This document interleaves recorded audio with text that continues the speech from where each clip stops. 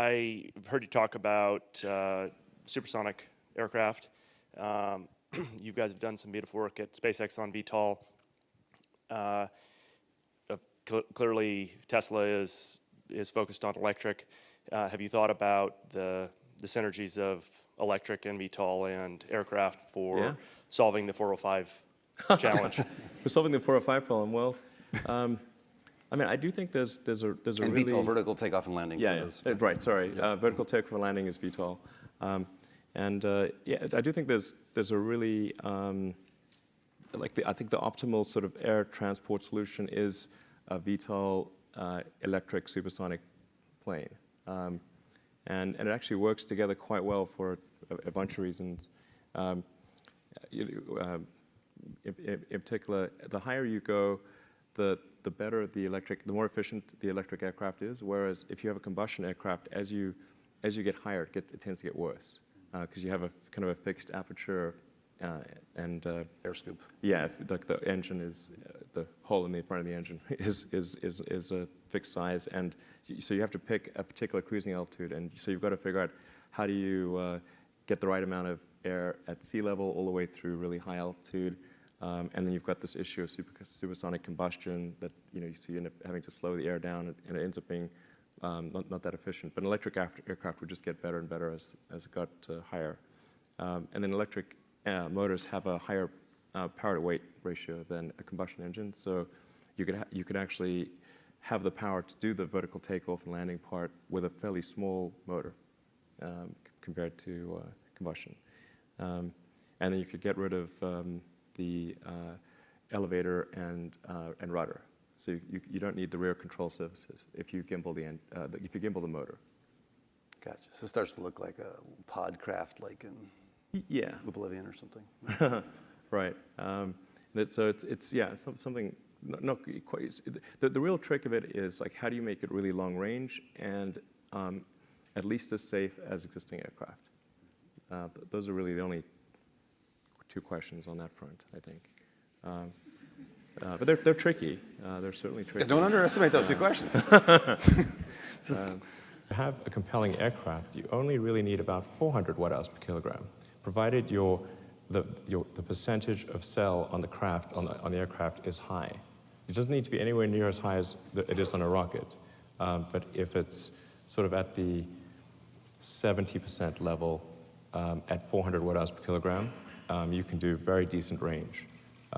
And if you sort of move it up to the sort of mid to high 70s, you can go transcontinental. Not intercontinental, but sort of west coast to east coast. So you need an efficient aircraft, but that's approximately, by my calculations, the numbers you need: 400 watt-hours per kilogram, mid to high 70s cell mass fraction, which I think is an achievable number. Because aircraft have all these unnecessary things like tails and rudders and elevators, not needed. Just gimbal, gimbal the electric fan. For some weird reason, gimbaling motors is normal in rockets and not in aircraft. Why not? Okay, well, it definitely plans to get into this business because we love to see how things develop in that particular area. Certainly a very interesting domain. Do you have specific plans? I mean, I've been sort of toying with the design for an electric supersonic vertical takeoff and landing electric aircraft for a while. At some point, I have a design in mind for an electric supersonic vertical takeoff and landing plane. I don't think there's been that much innovation in airplanes. Not at all. Some of you just traveled the emerging world before we will tell you not at all. I mean, especially in coach. Right, exactly. You got the 777 and the 787, and it's these things are very, very incremental. They're 10, 15% better than the last version. So I think it would just be worth trying to do something that's several generations beyond the current state of the art. Just on your mind, I'm very confident it would work. It's just a question of what sort of range can you achieve, and and how difficult it will be to achieve the level of reliability that people have come to expect in aviation. Those are really the tough parts. It's not, well, look, definitely make it work. What are some of the ideas that excite you today? Because there are so many brilliant ideas around the world. How could you keep focused on the things you're doing instead of being distracted by so many other good ideas? There's a lot of opportunity in electrification of cars, of aircraft, and of boats. And I think there's a particular opportunity for a supersonic vertical takeoff and landing electric jet. That's something I'd love to do at some point in the future if my time allows. Down the road, I'd love to work on something which is a vertical takeoff and landing supersonic electric jet, and leverage the what I've learned from SpaceX and from Tesla to try to make that happen. I think it's possible to create a much better airplane. That I have a design in mind for a vertical takeoff and landing supersonic electric jet. That kind of combines what I've learned at SpaceX and Tesla, because sort of SpaceX has got the aerospace side of things and Tesla's got the electric powertrain side. And I think that would be a really cool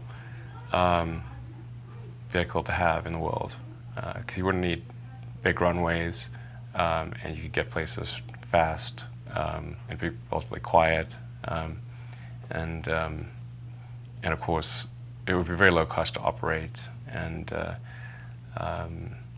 good for the environment and all that.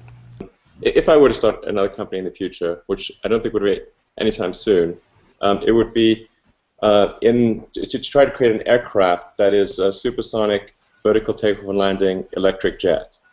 I think that's sort of the ultimate form of transport, with the exception of what I was mentioning earlier, which is city pairs that are really close together and have a huge amount of traffic between them. That's where the Hyperloop would win on that special case. But in the general case, it's a supersonic vertical takeoff and landing electric plane, because obviously it would have some environmental benefits being electric and be quieter.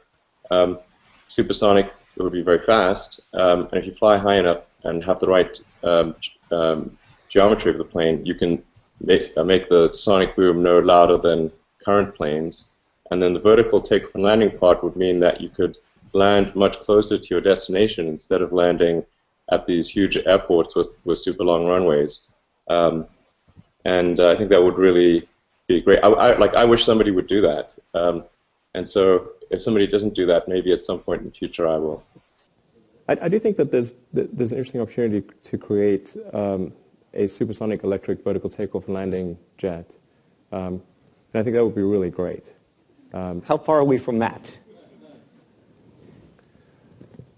Well, it seems unlikely to come from Boeing or Airbus, given that they seem to be focused on very incremental improvements to the planes as opposed to radical improvements.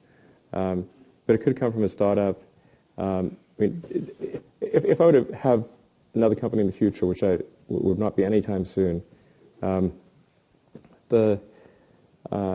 think that would be the thing to do, is to do an electric aircraft. You want to do an electric aircraft? Yeah, and supersonic and vertical takeoff and landing actually work well with electric.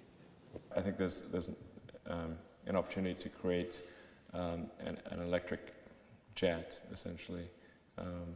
And I do think one could create an electric jet that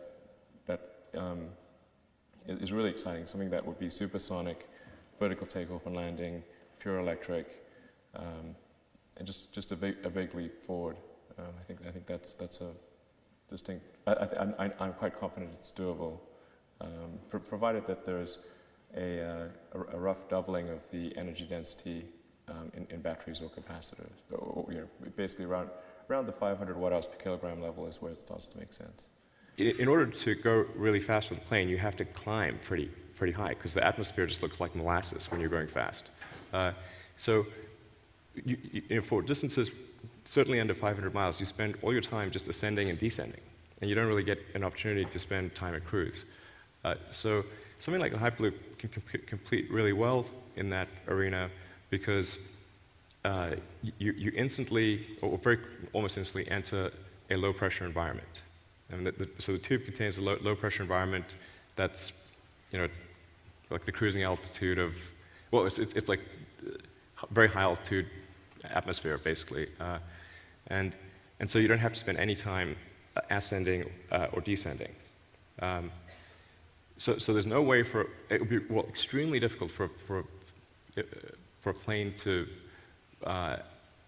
be faster than a Hyperloop for distances under 500 miles, because of that ascent-descent thing. However, once you get to long distances, then the cost of the tube starts to become a big factor. And so then I'd say it's probably the right move is to go to supersonic transport, because then you're spending a large percentage of your time at cruise. And you could probably get there faster with a supersonic aircraft.